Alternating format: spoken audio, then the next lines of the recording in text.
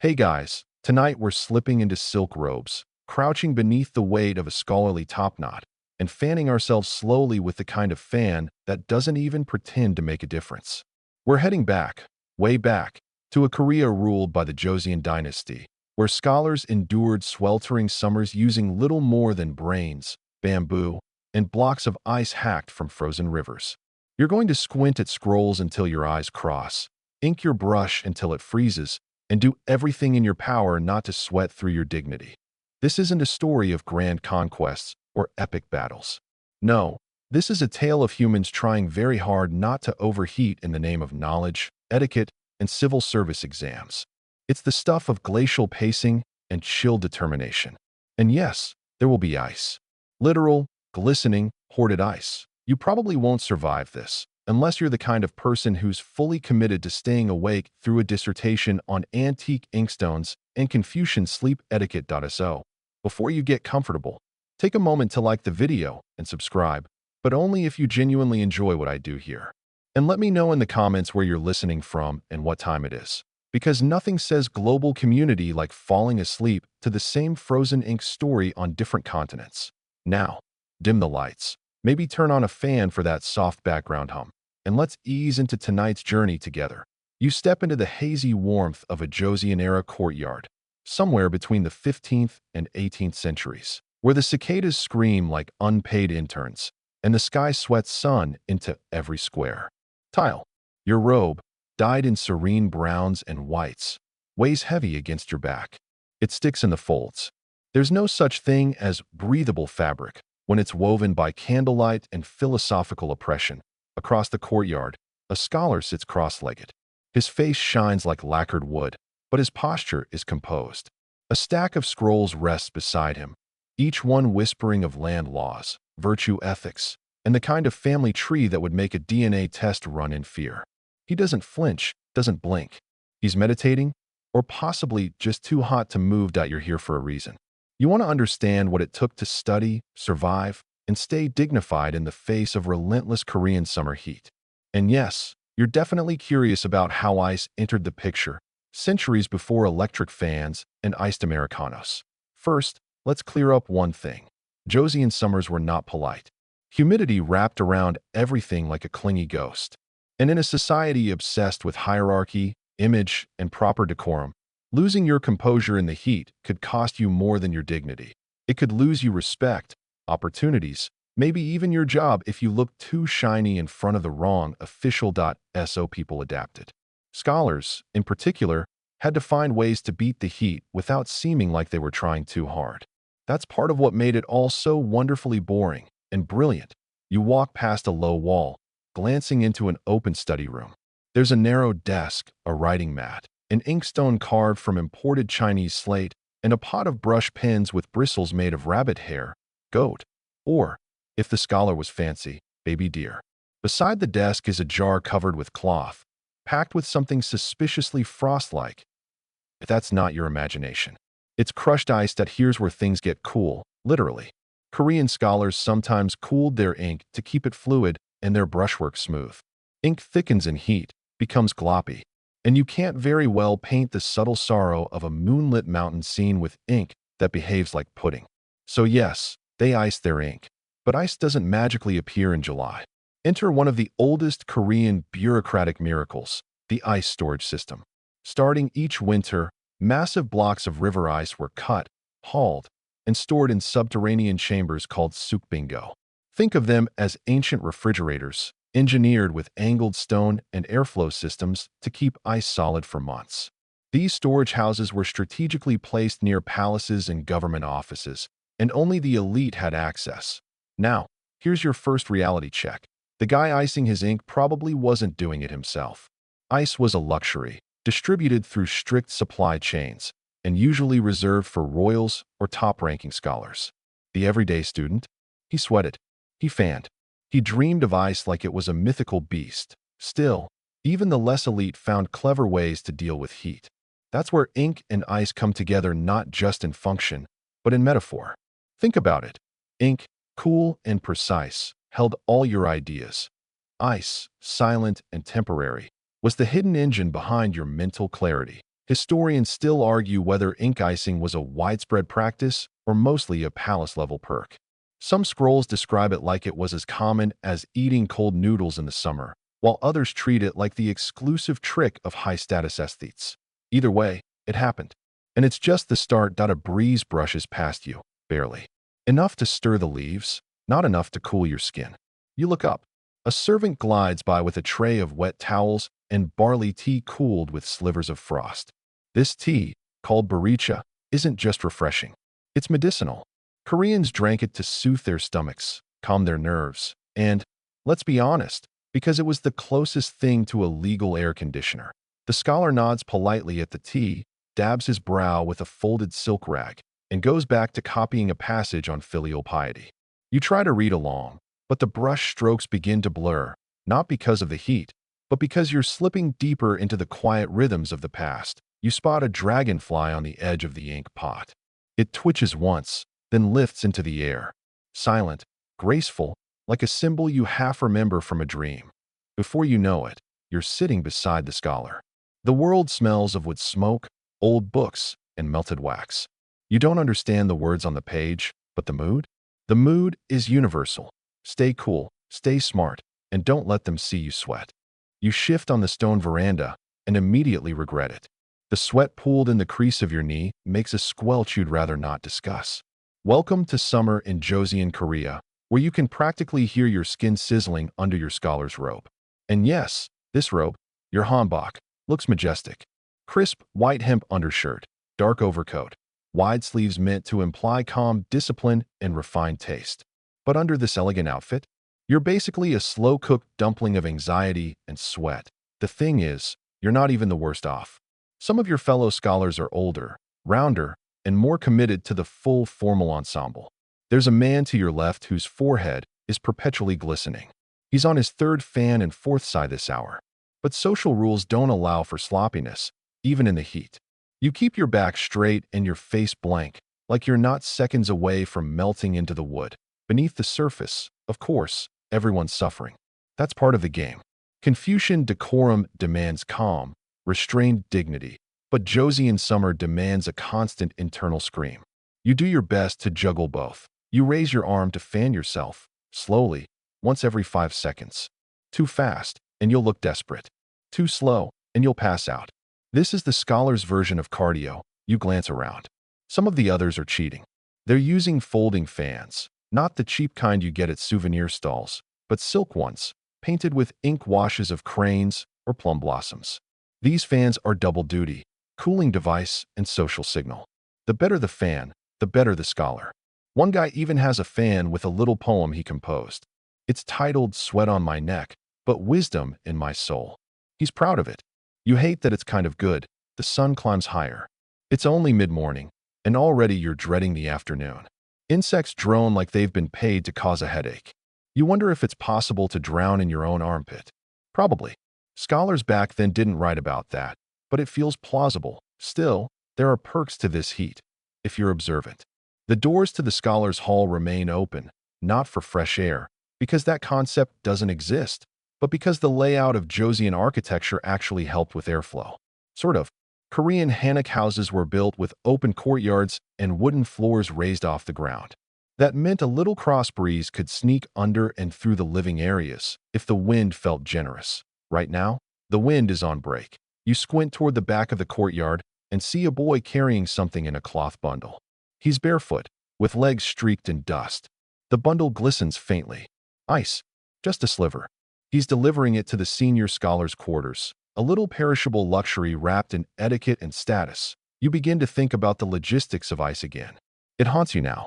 Winter laborers had to trek into the mountains or rivers, carve out blocks of ice using iron tools, and drag them back using oxen and sleds. Some of them fell through the ice and didn't come back out. A grim job, all for someone else's summer comfort, and still, worth it.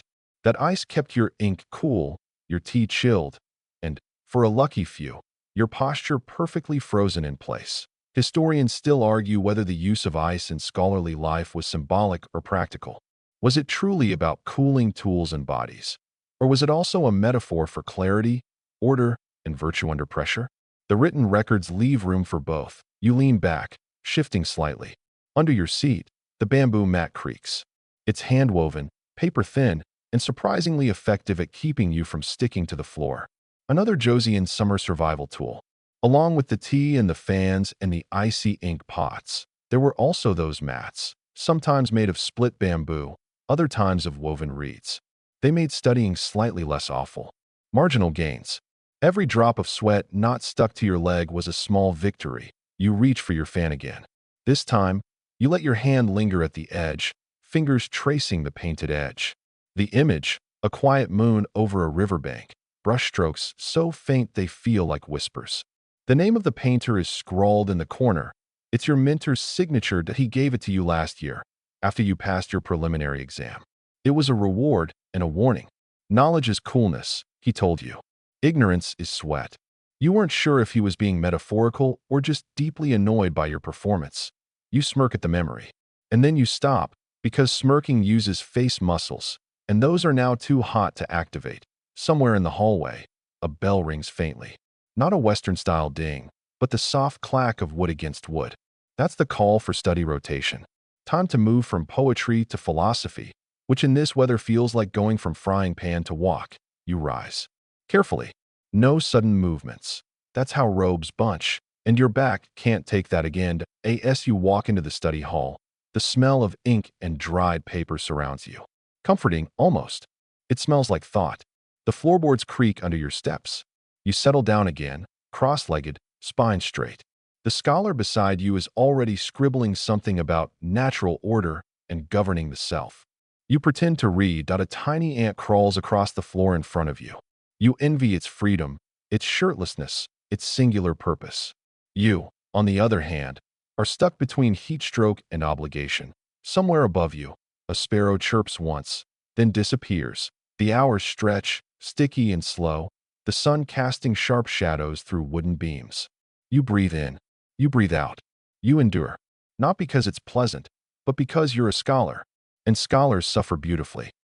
You sit there, parboiled in your own thoughts, when something catches your eye.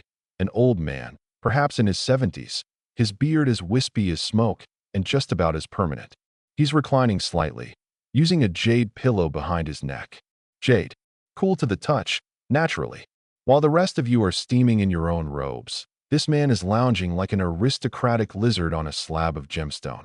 You scoot your gaze over, discreetly. His bamboo mat is frayed but pristine. His scrolls are stacked with surgical precision. Next to him, on a low tray, sits a clay bowl filled with what looks like water. But no, you see tiny stones at the bottom, porous ones that absorb heat. This man, this legend, is working his way through summer using the scholar's summer arsenal. And you are not above stealing his methods. You shift again, your own mat less comfortable by comparison, and remind yourself of a key Joseon truth. Survival in summer was an art. And the better your tools, the more composed your suffering. First, the pillow. You'd think a jade headrest would be the last thing you want. Hard, unyielding, and prone to catching the occasional mosquito in a way that's deeply personal. But it turns out jade stays cool for hours, and the flatness actually aligns your neck in such a way that you might forget the heat for a blessed 10 minutes. Next up, the fan. You already know about the folding silk fans. But some scholars use something even more advanced for the era, a rigid paddle-shaped fan called a buki. These fans were serious business. Some were painted with personal poetry, others were subtly scented with dried herbs or pine oil. Not because people were vain, but because smelling a bit of forest in mid-July could trick the brain into feeling half a degree cooler. You fan yourself thoughtfully. Your fan? Paper, with a cracked bamboo handle, and a mystery stain that might be tea or existential dread. Still works, though. Then there's the herbal compress. One scholar pulls out a sachet of dried chrysanthemum and tucks it behind his collar. You watch, amazed, as his entire posture shifts, just enough to signal. Yes, I have access to scented neck therapy, and I'm better than you. Historians still argue whether these little comfort rituals were truly common or just limited to a few eccentric savants. Some diaries describe jade pillows and herbal fans as essential tools.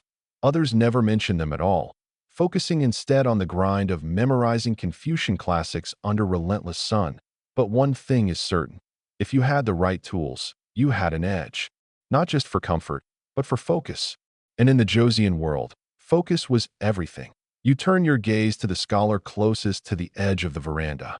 He's doing a slow, deliberate brushstroke across rice paper, each movement a meditation. Beside him is a small ceramic bowl filled with water and sliced cucumber. Not for eating, though that would be delicious, but for evaporation. He's using it to create microhumidity.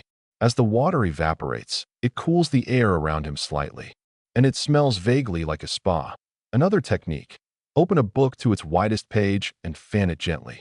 The page catches air, flutters slightly, and distributes a little breeze across your face. The trick is not to look like you're reading. Otherwise, it looks like you're sweating while failing at comprehension.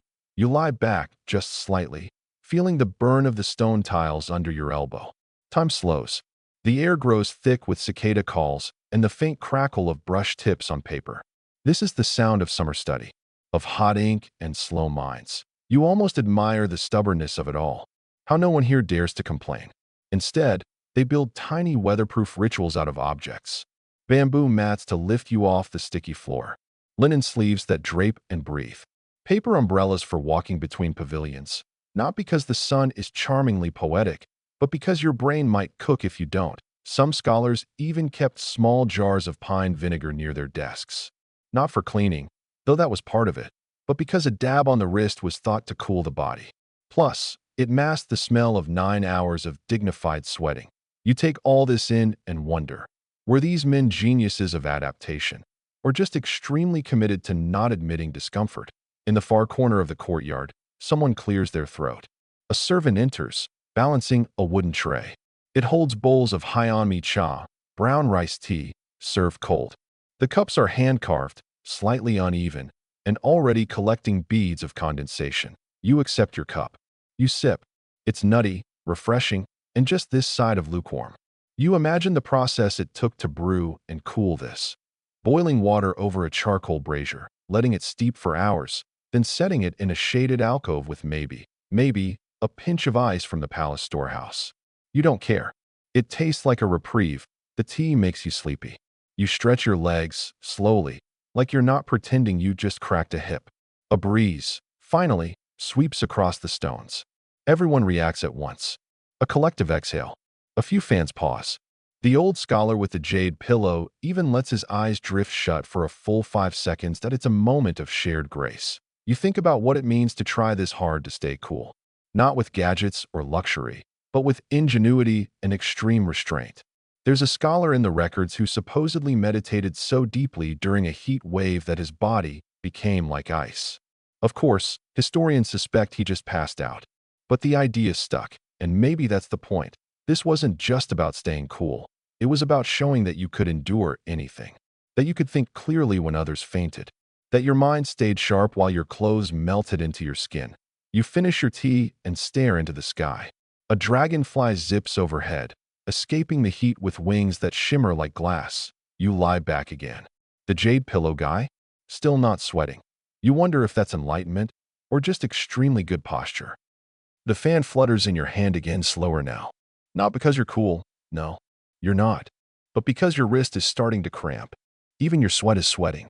Still, you continue with the slow, almost meditative movement, the edge of the paper fan brushing against your cheek like an exhausted moth.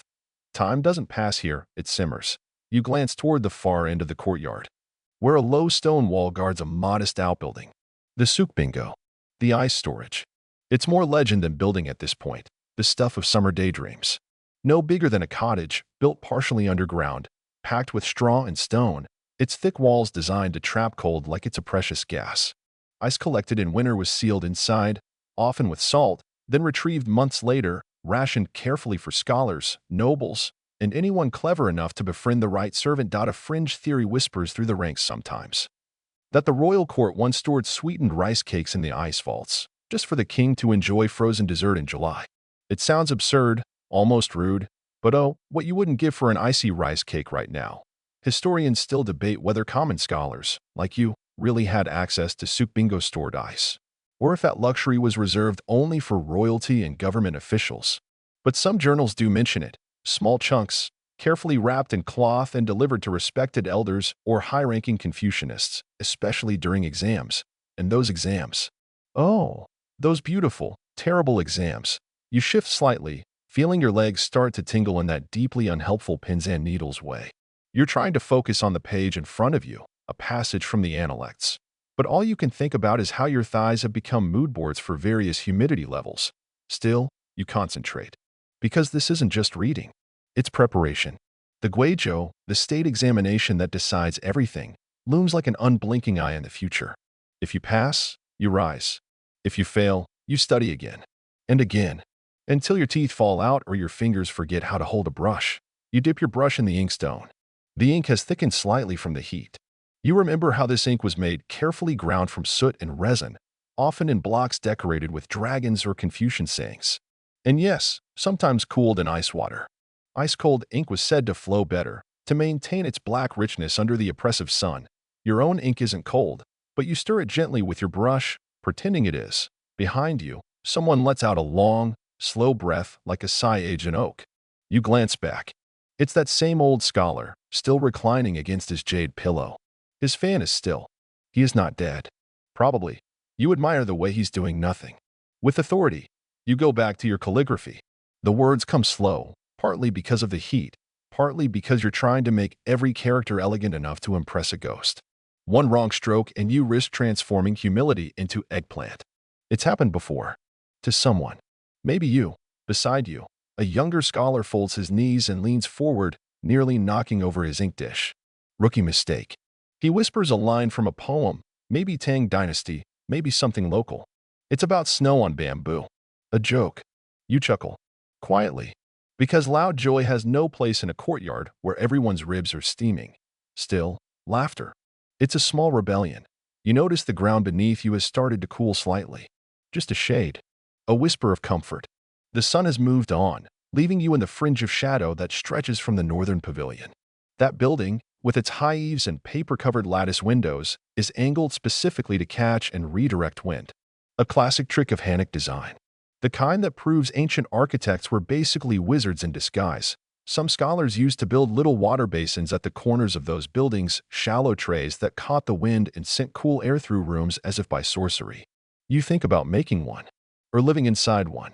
Permanently. The bell rings again, 3 clacks this time. Time for a break. Not a proper meal. Not yet. Just enough time to unstick your knees from your robe and possibly stare at a tree for 15 uninterrupted minutes. You stand slowly, brush tucked behind your ear like a scholar warrior. You stretch, hear something pop, and hobble toward the shaded side of the courtyard. And there, under a cluster of bamboo, someone's drawn a water wheel. Tiny, made of wood scraps and thin paper strips. It spins lazily, dipping into a trickling fountain. You didn't notice it earlier. But it's clever, diverting runoff from a water jug so that the wheel keeps turning, creating just enough motion to cool the air around it. This is what boredom and brilliance create when they're trapped in summer together. You squat beside it, watching the wheel turn. A soft splash. A flutter of paper. A breeze, however artificial. Someone coughs behind you, deliberate, theatrical. You look up. Another scholar is holding out a small bundle wrapped in mulberry paper. Inside, chilled pear slices. Not many. Probably 2. Maybe 3 if one is unusually thin. But they shine like treasure. You accept the gift with a nod. You don't ask where they came from. You don't need to know. The first bite? Bliss. Crisp. Cold. Almost too sweet. You close your eyes and let the flavor distract your brain from how your robe is now plastered to your lower back. This is the kind of moment that makes everything seem worth it. The ink-stained fingers. The sleepless nights. The heat stroke disguised as enlightenment. You remember something your tutor once said, a calm mind is a cool body. He was sipping iced tea when he said it, so you weren't sure if it counted. Still, it feels true now. You finish the pear and wipe your fingers on your sleeve, because dignity is a relative concept. Another breeze passes. This one smells like pine and smoke, maybe someone boiling herbs in a nearby kitchen. The scent carries comfort, and just for a moment, the courtyard isn't a kiln. It's a quiet circle of devotion, where knowledge persists despite the climate, and where ink, ice, and imagination are your weapons against the sun. The sun dips low enough now that the courtyard transforms, from punishing white glare to a golden, almost syrupy glow that coats the floor tiles like varnish. You stretch your legs again, gingerly, trying not to disturb the cup of ink precariously balanced beside your mat. It's thicker than it should be. The heat has turned it into a kind of intellectual molasses. You stir it gently with your brush, knowing the next few hours will demand a different kind of endurance. This is the long haul, the second wind of the scholar's day. You slide your scroll back open and try to coax your brain back into study mode. The Confucian classics are dense, yes, but at this hour, they feel downright gelatinous. You try mouthing a line from Mencius, but your lips stick together in betrayal. The words, once crisp and universal, now sag in the air like tired laundry. You shake your head, take a slow breath, and try again. This is where the real mind games begin. And that's when you hear it, just faintly, a low, steady rhythm like a soft thud-thud-thud from beyond the wall. You glance around. No one else reacts, which means they're either ignoring it or pretending it doesn't exist, which is functionally the same thing. You stand, brush still in hand, and move toward the sound. Around the corner of the courtyard, past the kitchen's outer doors, you find the sorest out a servant boy. Maybe 12. Shirt soaked through, hair plastered to his forehead, operating a foot-cranked pulley system attached to a stone basin. The basin contains a massive hunk of ice, clearly Souk Bingo origin, pressed against a slanted slab. Each turn of the crank shaves off delicate flakes into a waiting bowl below. The boy moves with the weary elegance of someone who's been doing this for hours. Beside the boy, a man stands over a wooden table. He's an apothecary, judging by the rows of dried herbs in tiny ceramic pots.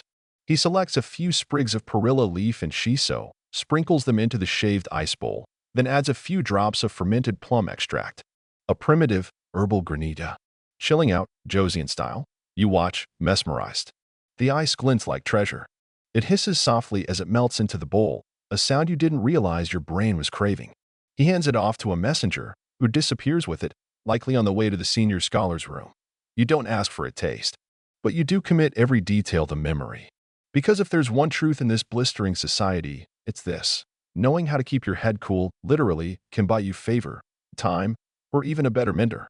Historians still debate whether these early forms of ice desserts were purely medicinal or already towing the line of indulgence. Some claim that herbal slushes were prescribed to lower the fire chi in overworked students. Others argue these were elite delicacies, forbidden to the common class. Either way, you know this much. Chilled plum ice hits like divine intervention. You head back to the courtyard, where dusk is blooming violet across the rooftops. The air shifts again, less heavy, more contemplative.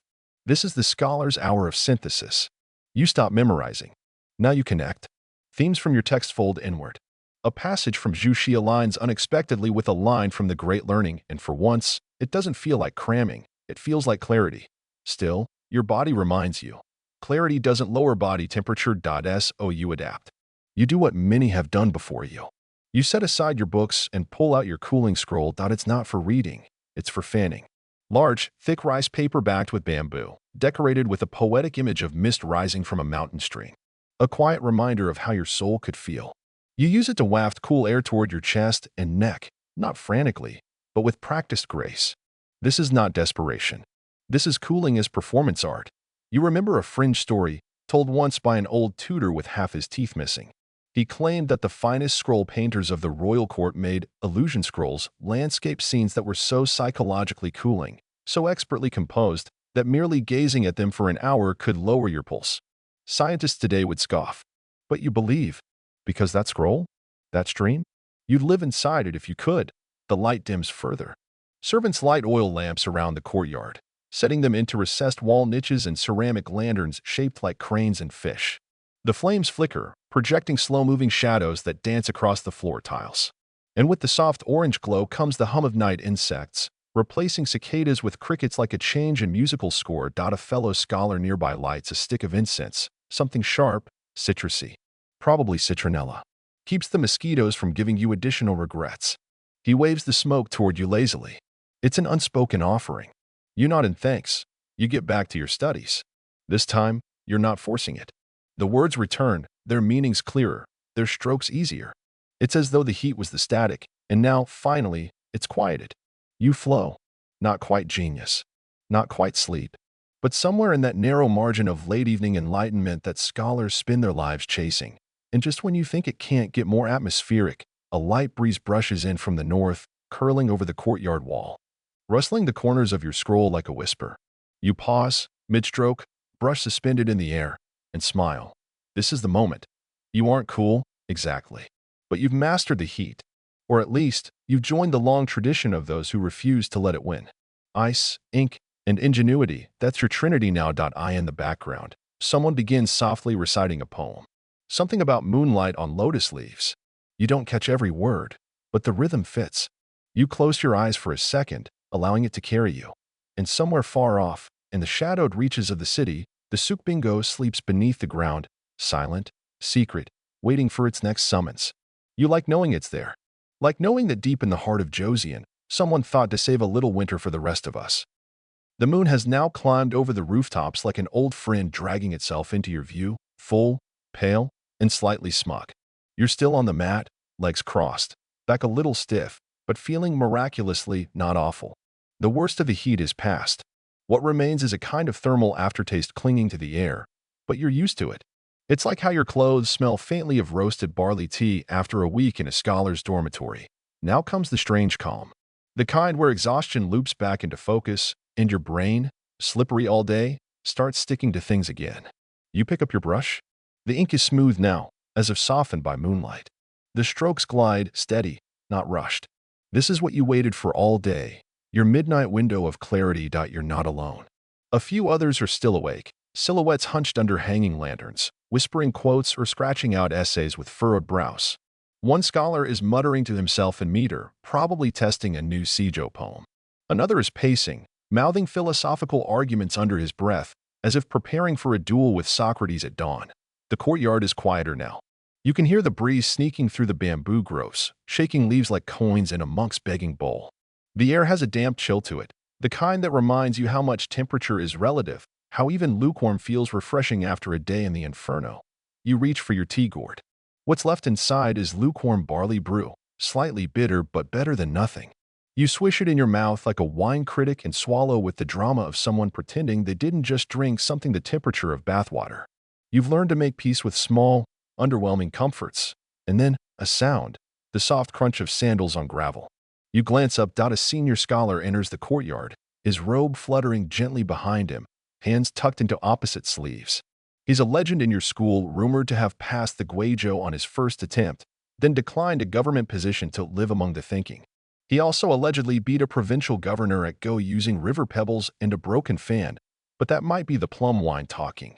Tonight, he isn't here to instruct. He's carrying a wooden box. He kneels slowly, placing the box on the low table near the incense burner. A few students drift over, curiosity overpowering etiquette. He opens the lid. Inside, ice.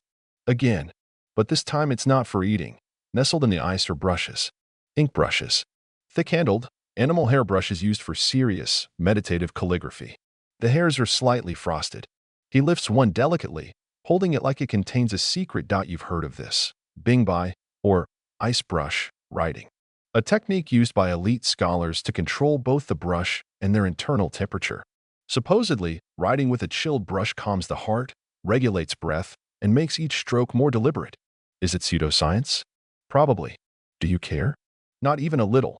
Historians still argue whether this practice had any real cognitive benefit or was simply a flex, a kind of icy humble brag by scholars who had both discipline and access to luxury. You'd argue it could be both. The old scholar dips the cold brush into the inkstone and begins to write. Each character emerges with the grace of a snowfall, measured, intentional, unshaken. You inch closer. His paper is thick, the kind that absorbs ink without bleeding, hand-pressed from mulberry fibers and dried on bamboo screens. He's writing a passage you recognize from the doctrine of the mean, something about moderation, balance, harmony of self with nature. You smile faintly. The irony is not lost on you. Someone behind you whispers, he chills the brush to chill the mind. You nod. Yes, that makes sense. You watch as the brush glides, the ink steaming faintly against the chilled bristles. It's a subtle interaction, hot ink meeting cold tool. A philosophical metaphor disguised as stationery. Inspired, you retrieve your own brush. It's not iced, but you dip it anyway and start copying the characters he's writing. Not because you're required to, but because it feels right. The rhythm soothes you. Stroke, breathe. Stroke, breathe. You feel like you're tapping into a centuries-old loop, joining a lineage of students who used calligraphy to override the chaos of their own racing thoughts. Your hand cramps slightly, but you ignore it. You focus on the feel of the paper, the weight of the ink, the scratch of the bristles.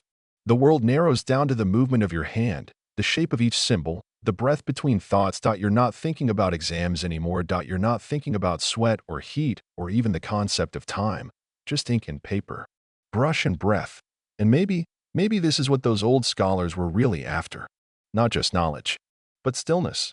You finish a line and set down your brush. Across the courtyard, the old scholar has closed his scroll and is repacking the icebox, quietly, as if he never intended for anyone to watch. He glances up, meets your eye, nods once, then vanishes into the dark. You sit in silence for a while, letting the ink dry, the night wrap around your shoulders like a cotton shawl. Crickets sing on. Lanterns flicker. The moon is higher now, almost overhead. You realize something, with that quiet certainty that only comes at this hour. The pursuit of knowledge in this world isn't a race, it's a ritual. And sometimes, rituals involve shaving ice, chilling brushes, and believing against all evidence that coolness can come from within. You lean back on your palms, gaze up at the stars, and let the last of the heat roll off your skin like a burden you no longer need to carry. You wake up with a crick in your neck and your cheek pressed against a scroll. Not exactly a scholar's textbook ending, but hardly uncommon. Around you, the courtyard glows with the pre-dawn blue that makes everything look like it's been rinsed in moon water. The lanterns have burned out, leaving faint curls of smoke trailing upward like ghosts with unfinished thoughts. Your brush is stuck to the table, ink dried mid-stroke. Charming. You sit up slowly, bones creaking like a bamboo fence in the wind. Most of the others are still asleep, curled on mats or slumped over books. One fellow scholar snores gently, mouth slightly open, clutching a volume of the Book of Rites like it's a security blanket. You give him a quiet salute. This is the quiet hour, the time between struggle and expectation. You stretch your arms over your head and take a long breath. The heat isn't gone, but it's retreated for now. It feels like the world has pressed the reset button, even if it only lasts until noon. You stand, brushing crumbs off your robe. You can't even remember eating, and shuffle toward the kitchen annex. There, a sleepy-eyed cook is stoking the embers of last night's fire. She barely looks at you, but slides over a shallow bowl. Inside, 2 icy wedges of preserved melon resting on crushed ice and a few spoonfuls of cold barley rice. You pause. Then you smile. Breakfast, apparently, is a reward for surviving. The melon tastes faintly of ginger and something almost floral, maybe angelica root. It's cold enough to make your teeth ache, but you don't complain. After a full day of boiling brain soup, this feels like victory in a bowl. And this strange breakfast combo? Well, it's a holdover from royal kitchens, originally meant to cool the spleen after summer feasting. Now it's just tradition. Weird, delicious, slightly medicinal tradition. You eat slowly, savoring the texture. Each bite is a reminder. You're still here, still upright, still chasing knowledge in this pressure cooker called Josian. And today, mercifully, you'll start with a bit of cold in your core. Nearby, a teacher's assistant arrives, balancing a tray of ink sticks and oil paper pouches. You spot one pouch that's clearly sweating, moisture beading through its surface. You recognize it instantly. Ice-wrapped ink. A practice not uncommon among high-level scholars who insisted that temperature affected ink consistency and, by extension, character definition. Did it really matter? Historians still argue whether cold ink had any actual effect on calligraphy legibility or whether it was just the Josian version of artisanal nonsense. But for scholars, it wasn't just about legibility. It was about ritual, control, serenity in the chaos. Cold ink implied cool hands. Cool hands implied calm mind. It's not science. It's art masquerading as routine. You thank the cook, bow slightly, and return to your study mat with renewed energy, or at least enough to avoid faceplanting again. Today's lesson starts with Chuanxio, the spring and autumn annals. Dry stuff. It's all terse entries about political marriages, royal funerals, and the duke did this, the minister did that. You squint at the tiny brush strokes, silently cursing whoever decided brevity was a virtue in historical records. You attempt to decode the implications, what the duke meant by that grain tax, whether that envoy was a peace offering or a spy wrapped in silk robes. Someone near you grumbles, "Why not just say what they mean?" You nod in silent agreement. But you also know better. In this society, meaning is layered like a cabbage. What's written, what's implied, and what your examiner thinks you should have interpreted, you pause to dip your brush into the inkstone and notice the ink is thicker again. Already, you glance up. The sun has crept past the wall and begun its slow assault on the courtyard. Shadows retreating, heat advancing. You exhale sharply through your nose. So it begins. One student groans and wraps a wet cloth around his neck. Another fidgets with a crude fan fashioned from a torn manuscript page. Bold move. You decide not to panic. Yet, instead, you reach for your secret weapon, a ceramic inkstone that, hours ago, you buried in the courtyard's shallow shade under a bush, like a squirrel with a master's degree. You dig it out now. It's cool to the touch, the ink inside perfectly balanced. You can practically hear the jealous glances that a scholar's life is not just about reading. It's about preparation, strategy, and understanding that in a world without air conditioning, survival is a craft. You resume your writing. The strokes are cleaner. Your breathing stays level. You move with the rhythm of someone who's been here before. You've endured the morning's first heat wave, and you're not even sweating yet. Somewhere behind you, another student mutters about giving up and joining a monastery. You consider it for a full 3 seconds before remembering monasteries don't serve chilled melon. The thought passes. Your teacher arrives with a stack of bamboo slips, replica models of preprint documents for handwriting practice. They're curved, uneven, and cursed with the kind of tactile resistance that makes your wrist twitch with dread. He drops them onto the table with a thud that might as well say, "Wake up or fail forever." You sigh, pick up the bamboo, and begin copying aphorisms from Laozi with a brush that's slowly warming in your grip. The ink glides less easily now. You adjust your posture, flex your fingers, and keep going. You've become part monk, part heatstroke survivor, part detective trying to solve the great riddle of how not to collapse before midday. There's something oddly noble about it. Another student across from you suddenly leaps up and runs, literally bolts, out of the courtyard. His sandal flies off and hits a pillar. No one says anything. You blink, then realize what happened. The ice delivery. It's a big day. Once a week, if your school's lucky and the budget allows, a new block of Sukbingo ice is delivered for shared use. The blocks are unwrapped like sacred relics, stored in stone bins, and slowly rationed out like chilled gold. That student, he's racing to stake a claim. The rest of you remain dignified. Sort of. One by one, you all start getting thirsty or needing fresh air at the exact same time that it's comically transparent. But that's the game. You're living in a time where intelligence is everything. And yet sometimes, the greatest genius is knowing exactly when to run for the ice. By the time you reach the ice storehouse, it's already a minor battlefield. Not swords and shields, mind you, just linen satchels, ceramic flasks, and the occasional passive-aggressive elbow. You hover at the edges, dignified yet deeply calculating. One of the younger scholars has already secured a palm-sized shard, which he's now holding up to his forehead like a warrior anointing himself before combat.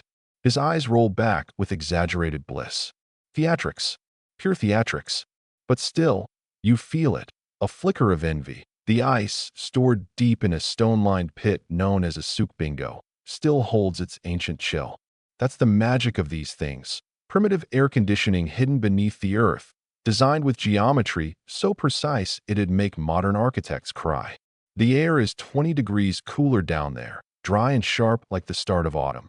You remember the story your teacher once told, how these ice cellars were the crown jewels of royal infrastructure. Some claim the very first Korean bingo was commissioned under King Sejong, right around the time he was also inventing an entirely new alphabet. Talk about multitasking. Whether that's historically airtight. Well, historians still argue whether the king really had that level of day-to-day involvement, or if his ministers were the true ice architects behind the curtain.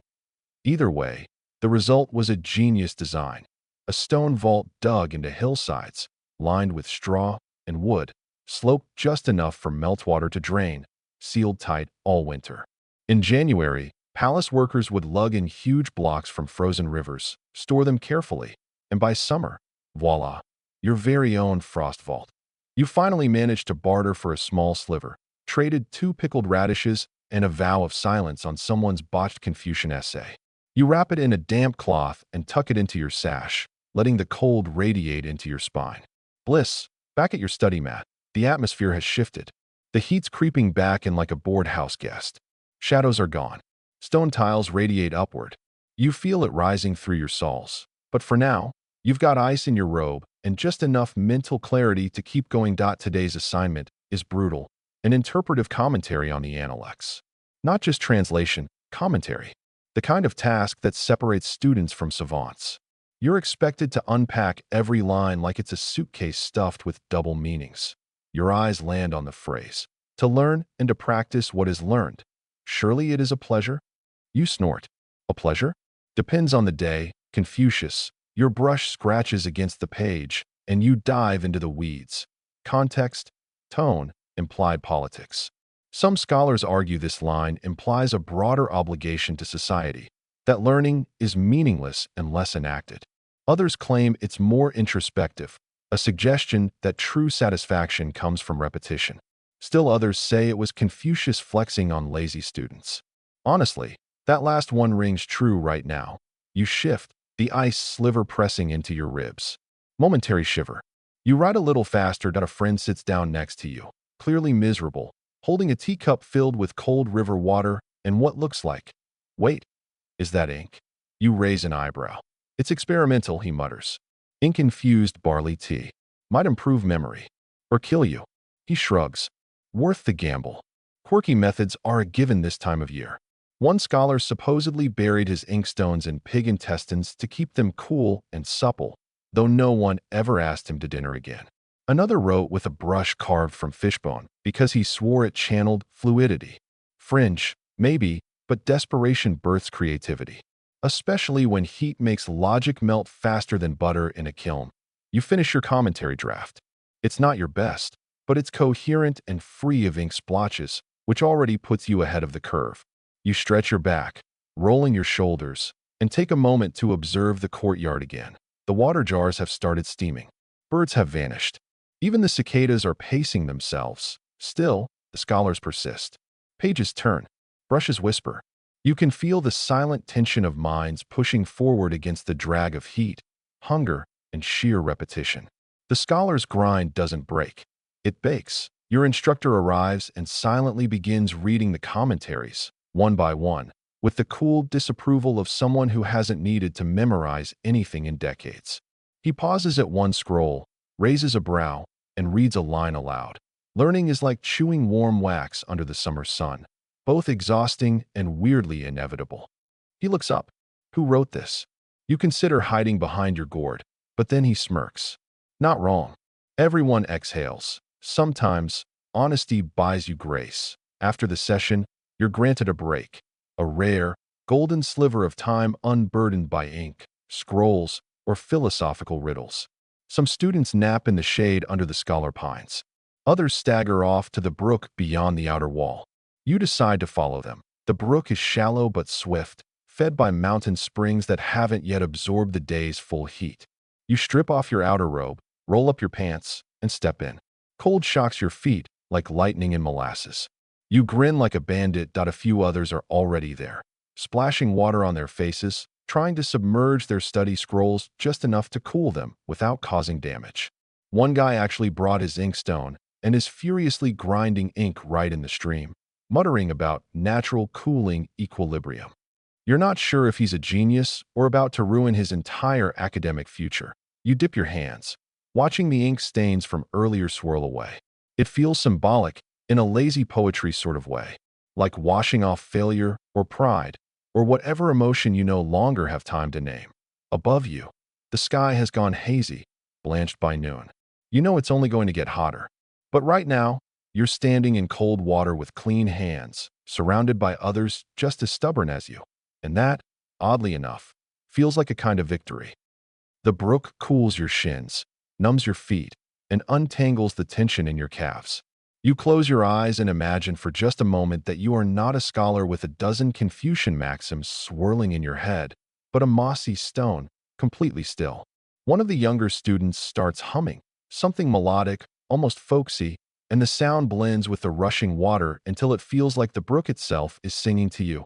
You sigh, deep, satisfied, then ruin the moment entirely by slipping on a slimy rock. You catch yourself just before landing rear first in the stream, and the kid next to you stifles a laugh so hard it turns into a snort.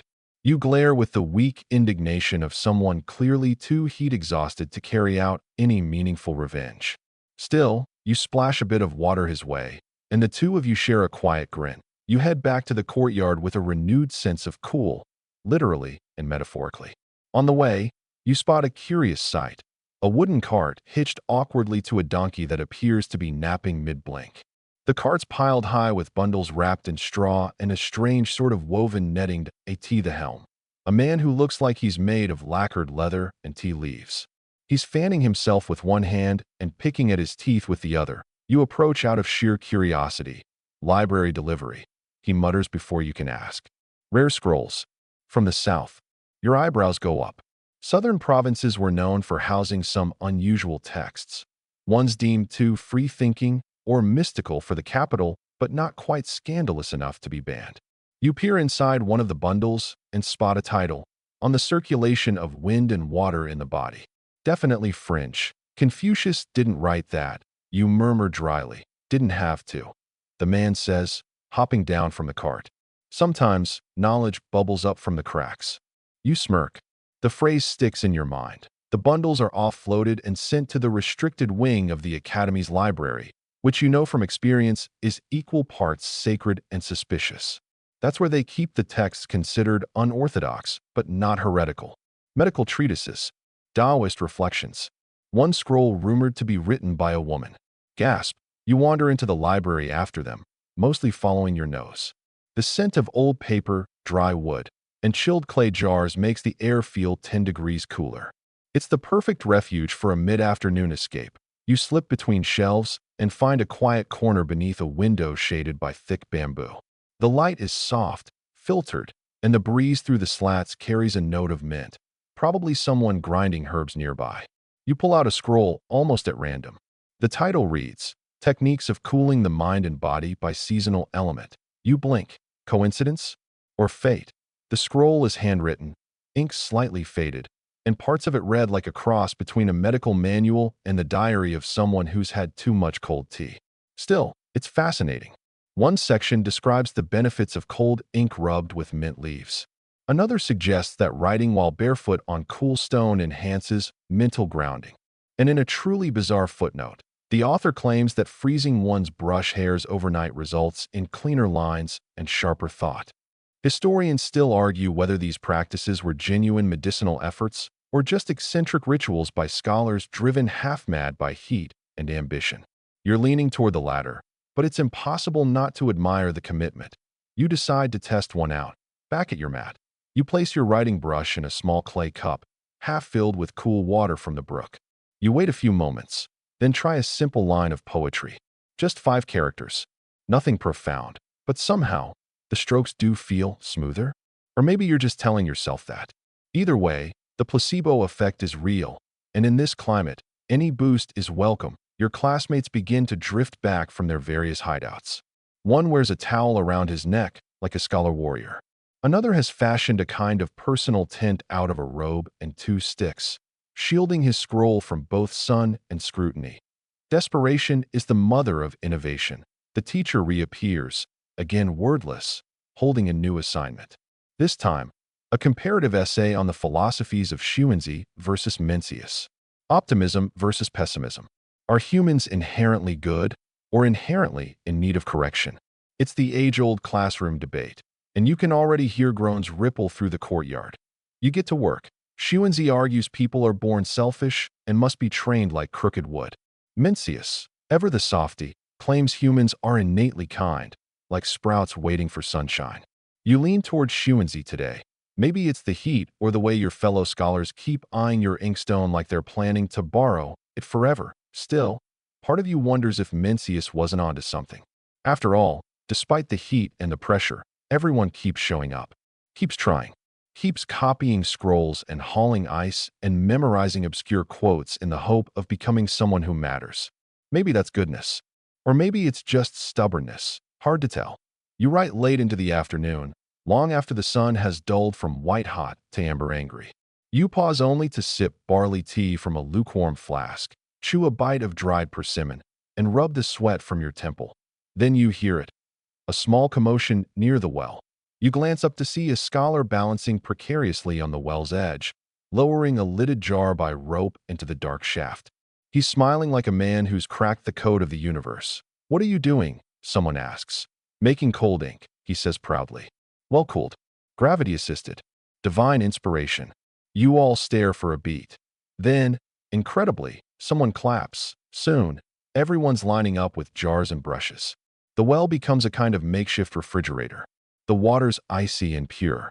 The inkstones clink as they're lowered in makeshift slings that it's ridiculous. But it works. And for the first time all day, the courtyard buzzes with actual excitement. Not dread, not exhaustion. Hope. Chilled, absurd, thoroughly impractical hope. You sit back, brush in hand, and smile. Because in a world without fans, fridges, or popsicles, this is how you beat the heat. Together, inventively, one ridiculous idea at a time. By the time you've hoisted your own ink jar out of the well, the water has taken on a sacred chill. You lift the lid with the reverence of someone about to open a treasure chest. Steam curls from the surface, and for a moment, the entire courtyard seems to hush. You dip your brush. The ink clings to the bristles like it's shy, then glides across your paper like silk. You grin. Not bad for an impromptu science experiment led by a sleep-deprived humanities student. Others follow your lead, and soon, the once solemn air of academic fatigue gives way to a quiet kind of glee. It's not exactly a party, but for a group of Confucian scholars in the sweltering Korean summer, it's practically a rave. People are actually talking as they write, voices low but animated. One guy's quoting poetry about mountain breezes and snow spirits. Another starts humming a seasonal hymn from Jeonju. Then someone dares to write a limerick. Not just any limerick, a rude one, involving an inkstone, a mosquito, and a scholar with an unfortunate rash. You laugh so hard you smudge your essay. Of course, the instructor walks by at that exact moment. He pauses, looks at your smudge, raises an eyebrow that suggests both deep disappointment and the faintest tinge of amusement. Then, without a word, he moves on. You exhale. Miracle. The well becomes the day's MVP. People lower not just ink, but damp towels, paper scrolls, even tea flasks. A full ecosystem of cooling strategies emerges, some elegant, others outright questionable. Someone's cousin once told them that crushed mulberry leaves, when rubbed behind the ears, reduce body heat. That rumor spreads faster than wildfire. Suddenly, everyone smells like a fruit basket.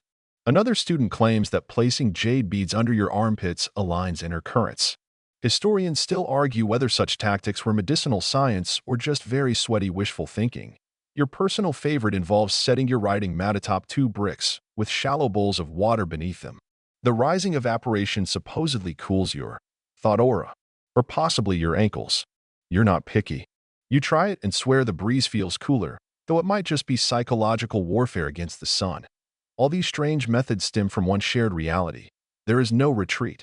You can't just call it quits because the air feels like soup. In the world of scholars, the exam waits for no season. It's like an ancient, bureaucratic version of the Hunger Games, except everyone's weapon is calligraphy, and today, the arena has turned sticky. You return to your essay, Shuanzi versus Mincy is still glaring up at you from the page. Your ink flows so smoothly now, you feel like a calligraphy prodigy. It's almost enough to convince you that the human mind can overcome the tyranny of summer. Almost. Suddenly, your thoughts take a detour. You remember an obscure tale your old tutor once told about a Joseon-era scholar who buried ceramic jars of ink in a riverbed overnight, then woke before dawn to retrieve them. The cold ink supposedly gave him divine clarity. Of course, the story ends with the poor man slipping, losing his scroll, and arriving to the exam dripping and furious. Still, there's something noble in it. A little madness, a little magic. You glance down at your current draft. It's not divine, but it's coherent. You've managed to argue that while Shuanzi may have been the more realistic thinker, Mencius offered a moral compass necessary for balance. You even squeezed in a metaphor about cooking rice, how heat transforms, but the vessel must be sturdy. Nice. You treat yourself to a boiled chestnut. In the corner of the courtyard, a student attempts to fan himself while writing, only to accidentally blow his paper clean off the mat. It lands in the ink bowl of the guy next to him, who calmly lifts it out, reads the blurred characters, and says, "Honestly, it's better this way." The victim groans. This is the fine line everyone walks, the constant balancing act of discipline and absurdity. On the surface, it's all propriety and purpose. But underneath?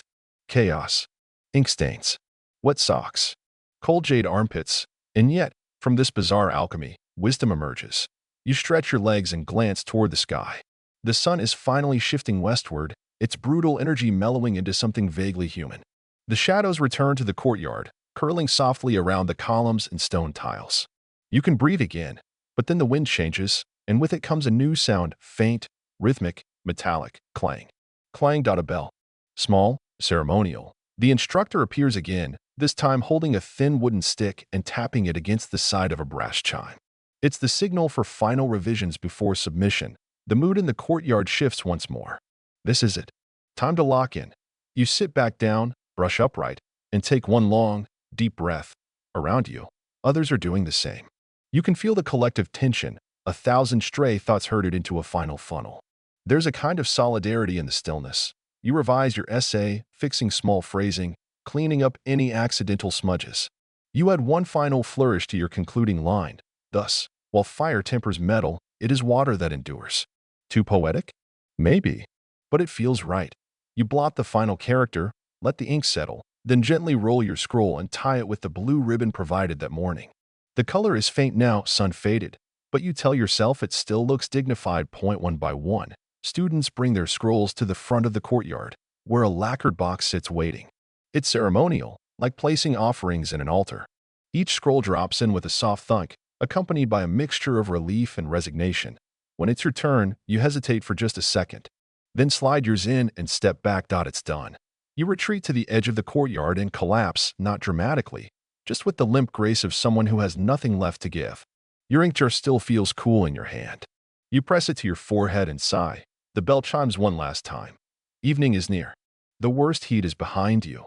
And though the exam looms tomorrow, and though you're pretty sure half your brain melted between noon and now, you feel something close to pride. Because today, you didn't just survive summer as a scholar. You iced it. You linger in the courtyard even after the others have retreated indoors. The air is finally, blessedly bearable. Warm, yes, but no longer aggressive. The kind of heat that lets you think again, that doesn't immediately evaporate every drop of inspiration from your skin. A dragonfly schemes across the stone tiles, tracing lazy circles above the ink puddles left behind.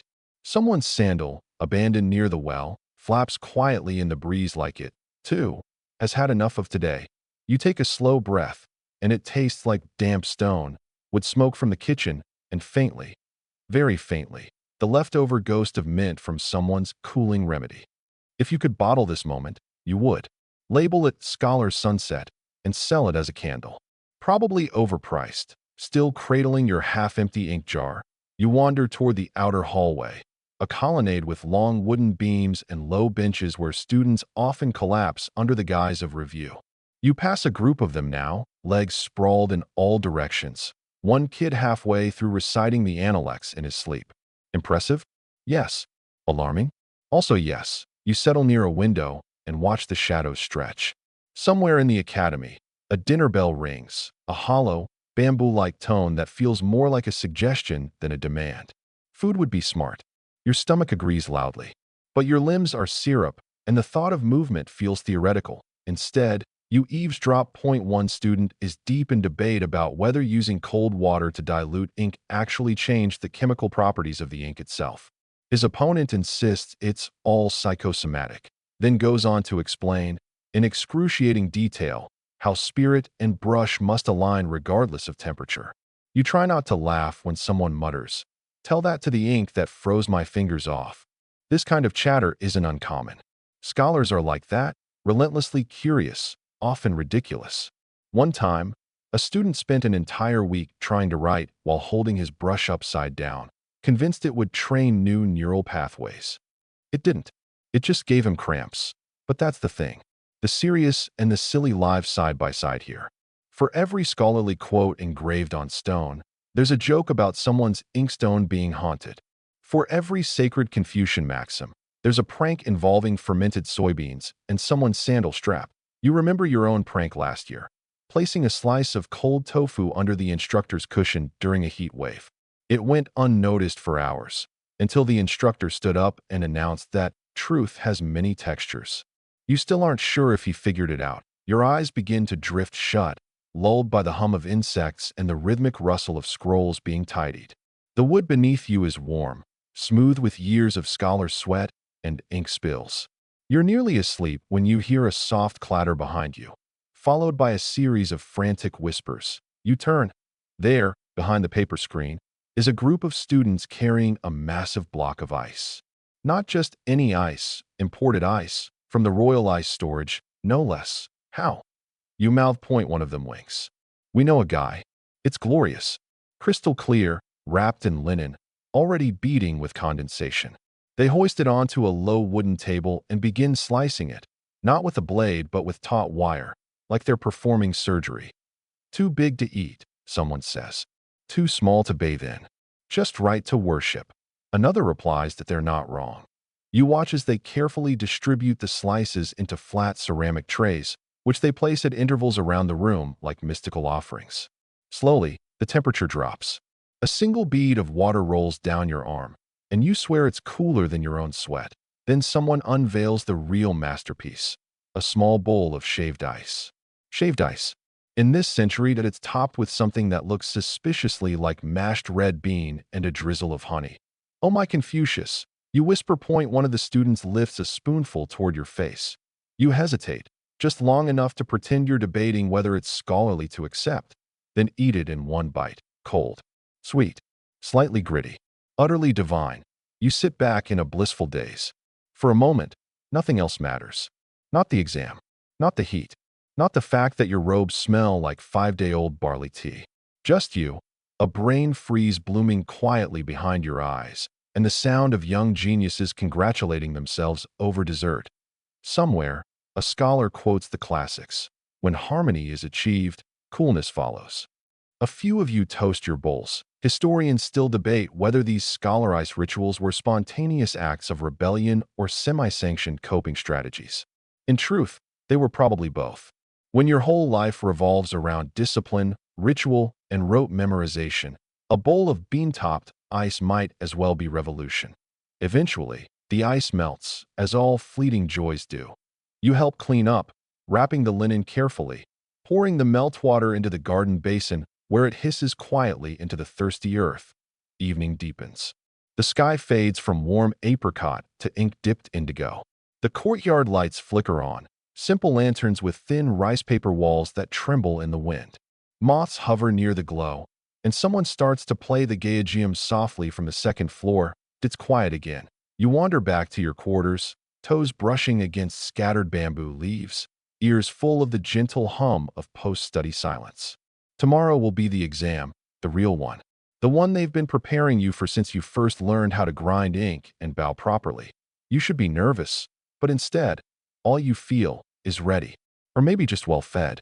Hard to tell. At your door, you pause and glance back at the courtyard.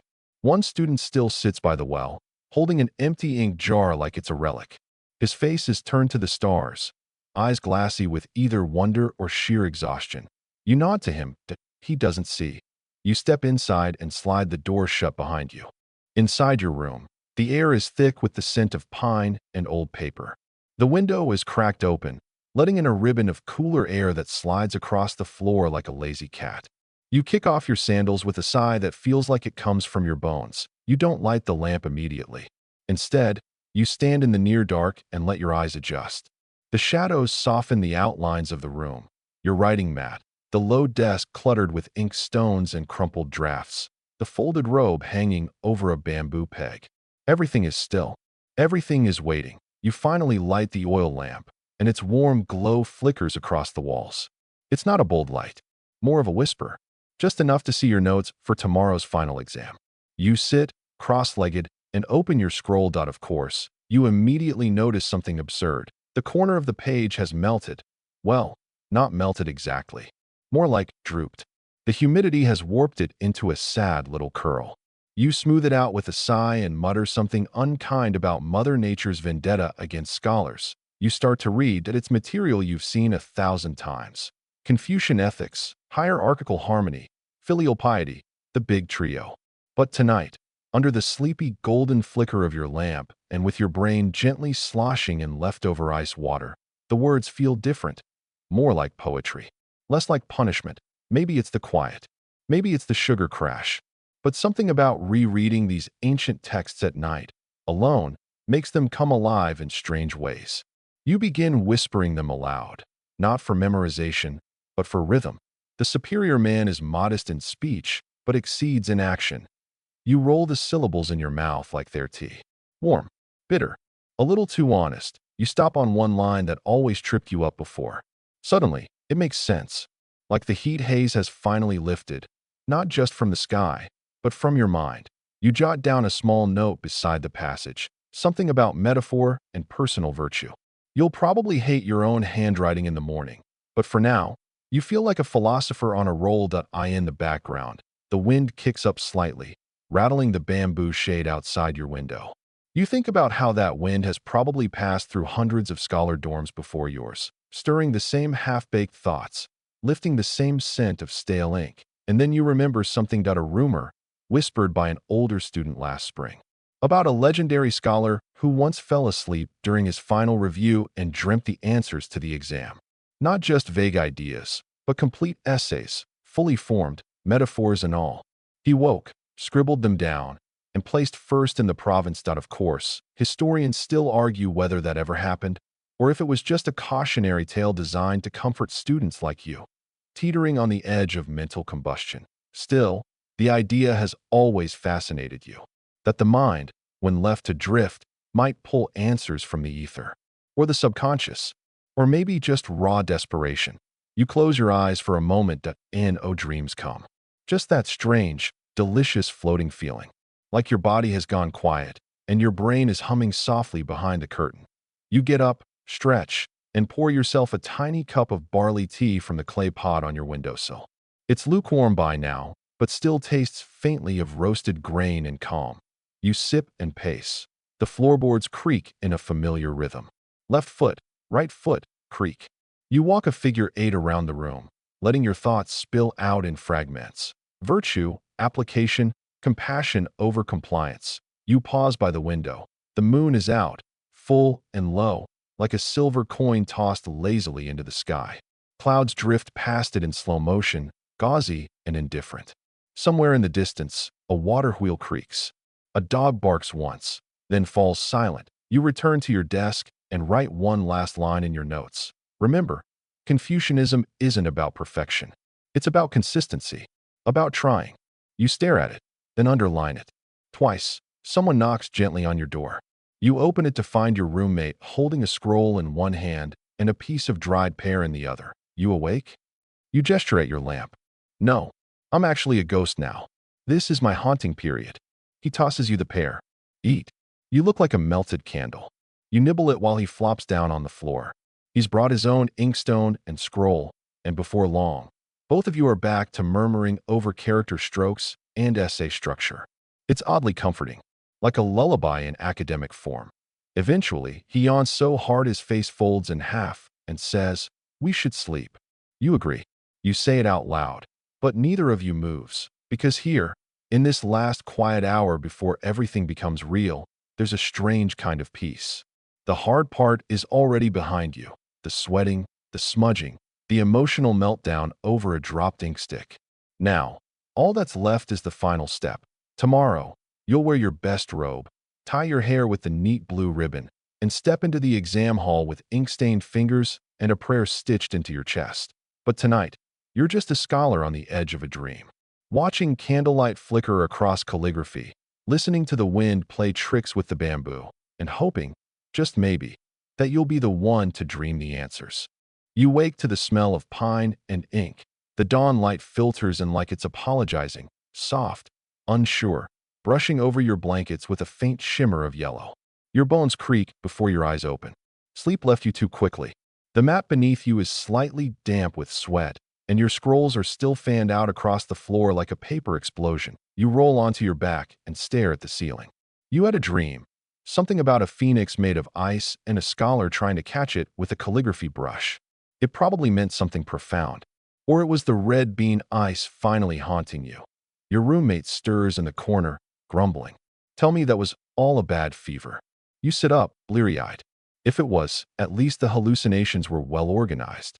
Neither of you says it, But you both know what today is: the exam, the big one. The state-level ordeal that determines whether you'll go on to become a government official or spend the next decade scribbling practice essays in a back room while your mother weaves passive-aggressive poetry into her embroidery. You rinse your face with cold water from the ceramic basin. It's sharp, almost metallic. The jolt forces your eyes fully open. Outside, the courtyard buzzes with the silent flurry of everyone trying to look calm while barely containing their panic. Hair is being retied. Robes are being refolded. One student is trying to steady his trembling hands by pressing them against a cold stone wall. Another appears to be reciting the names of every dynasty in reverse order, like it's a summoning spell. You slip on your best robe, smooth the creases with the flat of your hand, and loop the inkstick pouch around your sash. Your brush, your favorite one, the one with the soft gray bristles and slightly cracked handle, is tucked into your belt like a tiny sword. Someone hands you a rice ball. You have no idea who. You chew it like it's your last meal. The academy bell rings, a deep, resonant tone that rolls across the campus like a wave. And just like that, the spell is broken. Students moved out, you're swept up in the stream, flowing down the main path toward the testing hall. It's a large wooden structure built in long rectangular rows, with dividers that look like horse stalls for humans. Each space is barely wide enough to sit cross-legged in.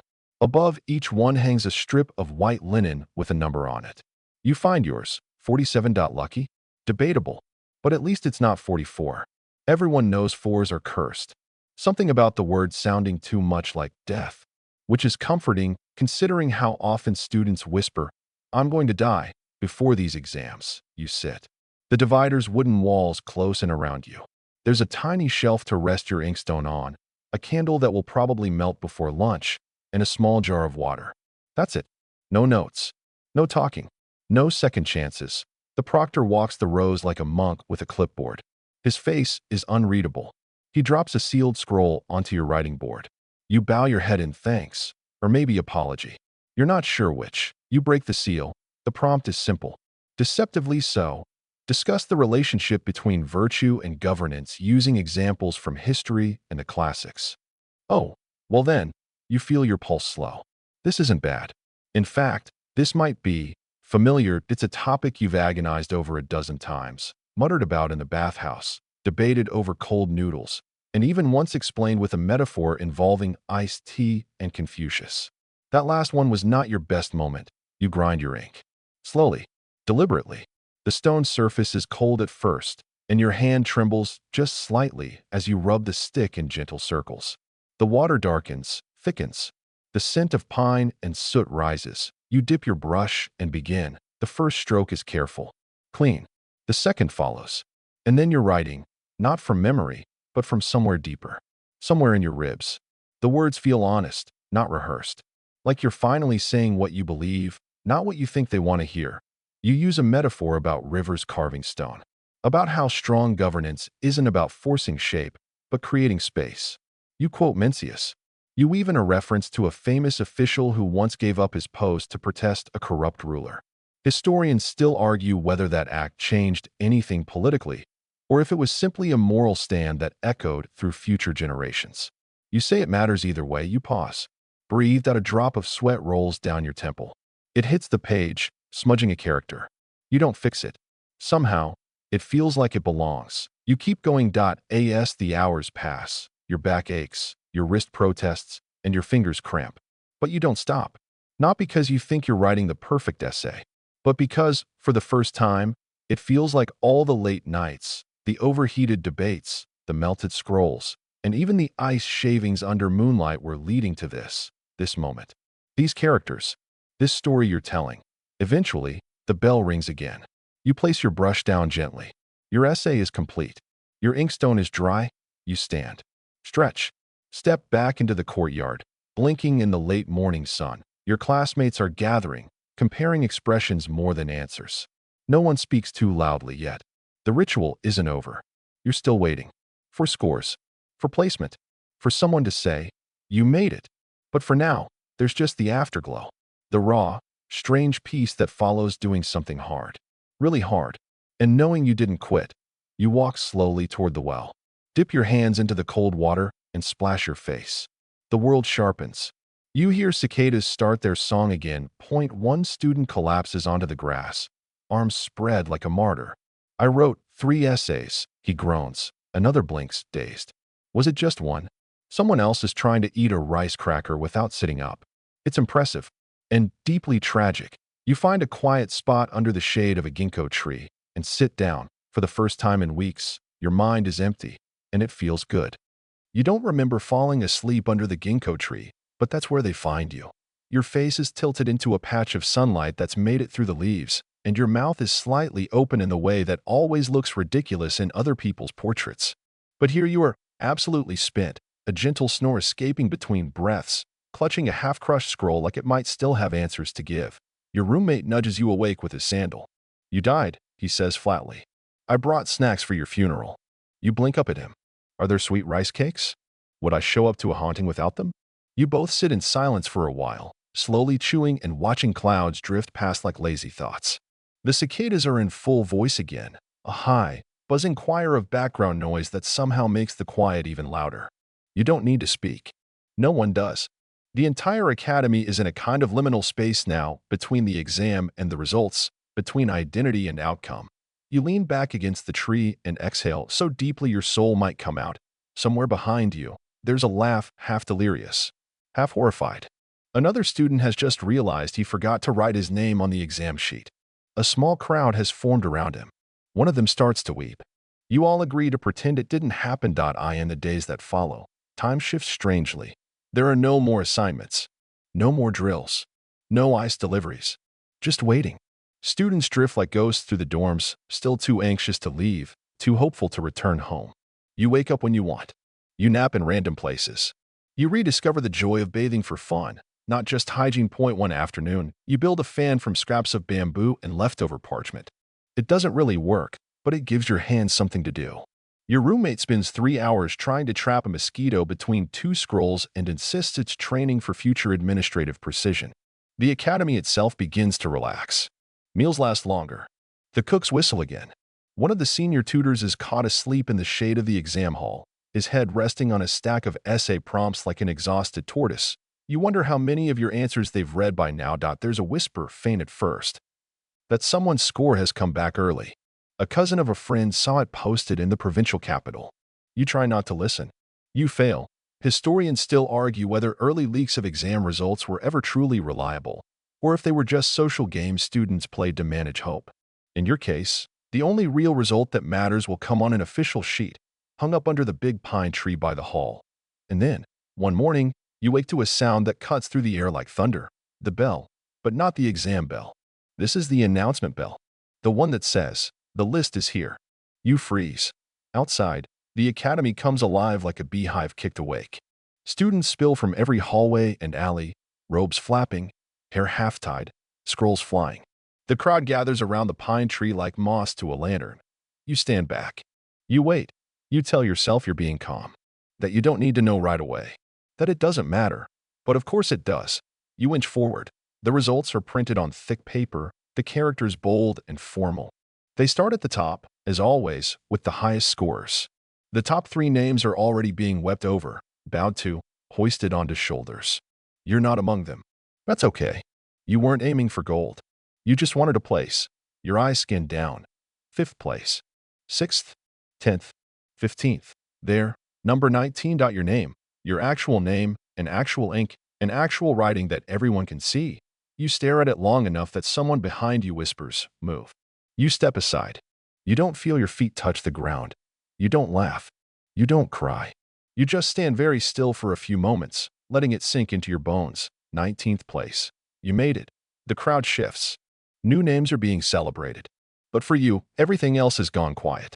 Even the cicadas have taken a break. Your roommate punches you in the arm. You were aiming for 20. "I overshot," you whisper. "Show off." He grins like a fool, and so do you. That night, the courtyard turns into something between a tea party and a riot. Someone produces a dusty bottle of plum wine. Another sets up a string of paper lanterns made from old practice scrolls. You sip roasted barley tea that's been left to chill in a ceramic pot nestled in what's left of the ice stash. It's bitter and cold and perfect. One student breaks out a zither and plays an awkward rendition of an old folk song. Another one sings the wrong lyrics, but louder. Someone starts improvising verses about the exams that rhyme Confucius with delirious, and you're not sure if it's genius or a crime. You lie back in the grass and look up at the stars, the same stars that watched you grind ink at midnight. Cry over a smudged paragraph and fall asleep with your head in a book. The same stars that lit your window the night you realized knowledge could be soothing, not just strategic. And now, they're blinking lazily overhead, like they already knew you'd make it. You know this isn't the end. There will be more steps, more exams, official placements, bureaucracy that will make the academy look like a playground. But for tonight, none of that matters. You're just a scholar under the stars, with ink still in your cuticles and a heart that feels, finally, light. A few weeks later, you leave the academy, not in a blaze of glory or a tearful parade. Just a quiet morning with your belongings bundled into a fabric roll, your scrolls tied with twine, and your brush pouch tucked into the front fold of your robe. You walk out the same gate you entered through months ago, though now the stones beneath your feet feel more familiar, less hostile. They've borne the weight of your anxiety, your all-night pacing, your silent debates with the stars. And now, they carry you forward. The world beyond the walls is louder than you remember. Brighter, too. People are shouting about fish prices in the market, roosters are picking fights with shadows, and somewhere in the distance, a child is reciting the Analects at a volume that suggests she's been bribed with sweets. You pause at a tea stall just outside the academy gate. The owner, an old woman with a voice like gravel and hands that could probably crush walnuts, nods at you. Exam done? You nod back. Did you pass, or just survive? You grin. Both. She pours you a cup of barley tea without another word, and you sit on a stool that wobbles like a baby deer. The tea is cold, slightly burnt, and tastes better than anything you've had in months. You sip slowly, watching the clouds inch past the roof lines. For once, your mind doesn't race ahead. There's no scroll to memorize, no lesson to repeat in your head, no looming bell. Just the weight of the cup in your hand, the hum of the street, and the subtle coolness of the tea as it slides down your throat. You ask the tea lady how she keeps it cold. She just smirks and gestures at a cracked porcelain jar half buried in a basket of salted straw. Ice, or something like it. Probably pilfered from the academy's delivery cart. You raise your cup in a tiny salute. Walking home takes days. Not because the road is long, but because you don't rush it. You stop at every river, every footbridge, every shrine along the way. You sleep under trees when it's warm enough, and in creaky inns when it's not. Sometimes you write in your journal. Other times you just stare into the sky and let your thoughts drift like dandelion seeds that eye in one village. A merchant asks if you can read the seal on a foreign scroll he picked up from a coastal trader. You can. It's upside down. He pays you with dumplings and a seat by the fire to eye in another town. A schoolteacher mistakes you for a local tutor and ropes you into grading student essays. You don't correct her. The essays are full of big ideas and terrible spelling. You circle every mistake and write tiny notes in the margins, just like your tutor did for you. Then you leave a drawing of a cat at the bottom of each one because why not? Eventually, you reach your family's village. Your mother sees you first. She's in the garden, muttering to herself about lazy cucumbers and disrespectful radishes. When she turns and sees you, her face changes in a way you can't describe. Like she's remembering a dream she didn't expect to come true. She doesn't run to you, doesn't weep, just wipes her hands on her apron and says, "You're thinner than I hoped, but not ruined." You bow deeply, like a fool, and whisper, "I made 19th. She raises an eyebrow. "You were aiming for 20th. You both laugh. Home is still home. The floor creaks in the same spots. Your mattress is still too thin. The ceiling still leaks when it rains. But now, your inkstone has a place of honor on the desk. Your name, your ranking, is whispered by neighbors like a spell. And when children see you, they run up and ask questions about history like it's a game. You answer every one. Weeks pass. One evening, an official letter arrives. Your placement that you've been assigned to a small administrative post in the southern province, a village barely marked on most maps. Not glamorous, not powerful, but real. That you're going to help govern, to organize, to serve. That you're going to matter. As you pack your things. Again, you glance at the ink stick hanging from your sash. The old one, cracked and worn from nights spent grinding away at essays you weren't sure anyone would ever read. You almost toss it, but then you wrap it gently in cloth and place it in the corner of your bag, because someday you might need to remember where this all started. That night, as the house settles into sleep, you step outside and look up at the stars. The air is warm, but the breeze carries a faint, familiar coolness. Like someone just opened a jar of ice on the next rooftop over. You close your eyes. You made it through the pressure, the sweat, the frozen ink, and the long hours when you didn't know who you were. You survived an exam that's broken stronger minds. You used ink and ice, literal and metaphorical, to chill out, to focus, to push through. And now, as the crickets sing and the moon spills silver across the rooftops, you allow yourself to rest. Not because the journey's over, but because you earned the pause. Word count, 1,067. Wind down, final 300 words. And now, as we drift gently to the end of this story, you let your breath slow. The flickering candlelight dims in your imagination, softening every edge, until even the ink stains on your fingers feel like they were drawn there by moonlight. The world grows quiet, and the night folds itself around you like silk. You picture a scholar's desk, empty now, but still warm from where you sat. Your brush rests across the edge of the inkstone, a delicate line between effort and ease. Somewhere in the distance, the sound of water trickling over smooth stones echoes faintly, like a memory you once lived. The stars above, those old companions, twinkle gently in a sky that's just barely blue. Not quite night, not quite dawn. You don't need to remember every dynasty, every poem, every answer you gave. What matters is that you tried, that you carved out calm in a world full of noise, that you learned how to breathe through the storm. So rest now. Let the story settle in your chest like cool tea. Let your thoughts wander as far as they like, knowing they'll always have a quiet place to return to. You made it through the history, through the heat, through the ink, and now you sleep.